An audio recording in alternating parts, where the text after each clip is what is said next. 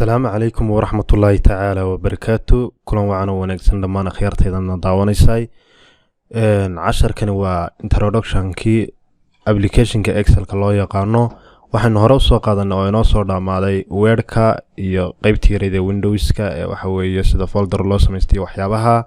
halkan maanta waxaan ku qaadanaynaa introduction-ka ama concept-kii markaasi Excel-ka. Excel-ka sidaynu wada naqaanaba wuxuu ka tirsan yahay bahda loo yaqaano la isku yiraahdo Office-ka ama Office Package-ka. waxaana uu ka mid yahay application-nada Office-ka la isku yiraahdo ee ay soo saartay shirkadda loo yaqaano Microsoft.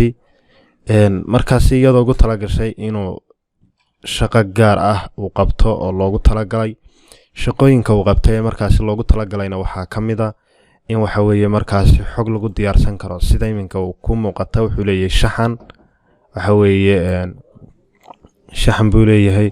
haddaynu soo bilowno qaabka waxa weeye markaasi loo soo furanayo aan dib saga xidhno kan hadda waxaanu iska xidhnay Excel-kii inoo furnaa waxa weeye warqadii Excel-ka markaanu rabno inaanu dib soo furano markaasi start menu-gan baan ku dhufanaynaa dabadna halkan aynu ku qoraynaa Excel isla markaasi Excel-ka aynu ku dhufanaynaa kadib markaynu ku dhufano qaabkan oo kale ayuu inoo soo baxaya isla markaana waxaanu ku dhufan doonaa insha Allah taala balaanki workbook daaqadan cad ayaa inoo soo bixi doonta isla markaasi oo waxa weeye loogu talagalay in xisaabaad lagu sameysto. Excel-ku waxyaabaha uu qabto waxa ka mid ah in xog lagu qoran karo tusaale ahaan sida halkan name baan oran karnaa, halkan waxaan oran karnaa ID, halkan waxaan oran karnaa phone number oo kale. dabadna hadhow line-ka waxa inoo gelaya wixii magaca, line-kana waxa inoo gelaya wixii ID ah, line-kana waxa inoo geli doona insha Allah taala wixii lambar ah. ilaa halka waa si wadi karnaa. sidoo kale Excel-kan waxa loogu talagalay xisaabaadka ama waxa weeye xisaab xidhka oo kale.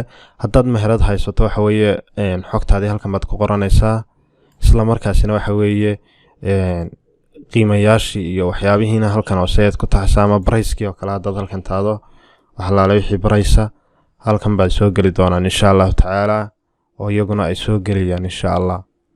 marka Excel-ku dhan wuxuu ka yahay calculator oo waxa weeye waad xisaabinaysaa. tusaale ahaan iminka haddii la yiraahdo waxa weeye halka 12 baa taala halkan waxa weeye waxa taala 13. haddii aad rabto inaad sugayso waxaad leedahay equal isla markaana waxaad leedahay tan oo loo geeyay baad leedahay tan isla markaana enter haddaad taado markiiba wuxuu soo saarayaa iyadoo waxa weeye isu geysan labadan tiro isu geysan. okay waxaan ku soo saarnay qaacidooyinka yaryar ee equal xisaabtan baa dooran oo loo geeyay markaasi plus inta dhex dhigto loo geeyay tan. marka insha Allah kulli waynu wada guda gali doonaa haddii alla ka dhigo oo waynu dhigan doonaa xisaabtan laakiin tan sample bay ahayd inaan waxa weeye example idinka siiyo insha Allah taala. sidoo kale Excel-kan waxa loo isticmaalaa oo aad ugu muhiimsan yahay database-yada. database-kaaga oo aad ku xiri kartaa waxa weeye xogaha maaragtay kugu kaydsan haddii markaas system uu yeesho meheradaadu system ay yeelato ama database weyn yeelato waxa weeye xogtii kugu jirtay markaasi waad ku soo import gareyn kartaa oo waxaad soo gelin kartaa database-kaasi markaasi lagu sameeyay xogta hore ee kugu jirtay Excel-ka.